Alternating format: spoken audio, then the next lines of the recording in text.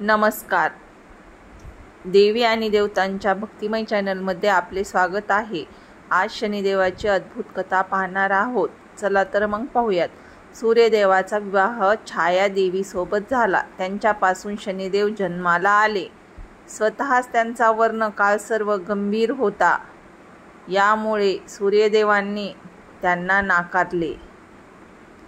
मात्र आई छायाने प्रचंड प्रेम केले शनिदेवावर. तिने त्यांना शिकवले सत्य, भक्ती, संयम आणि तपश्चर्या. शनिदेव मोठे होताना आईच्या शिकवणीवर चालले.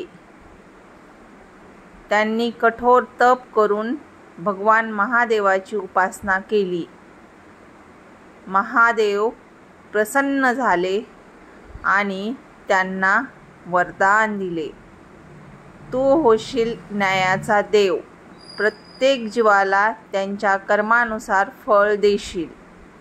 त्या दिवसापासून शनिदेव कर्मफलदाता व न्यायप्रिय देवता ठरले.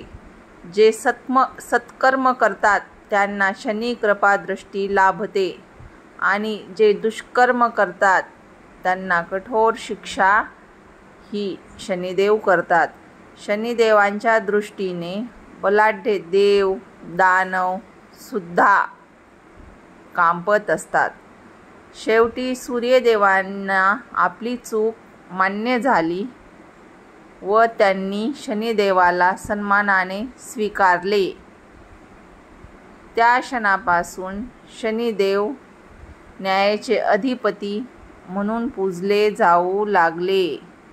म्हणूनच म्हणतात, सत्य मार्गावर चालणाऱ्यांचा शनिदेव रक्षणकर्ता असतो. जय शनिदेव महाराज. जय शनिदेव महाराज. जर तुम्हाला हे भक्तिमय चॅनल आवडत असेल तर लाईक, शेअर आणि सबस्क्राईब करायला विसरू नका. धन्यवाद.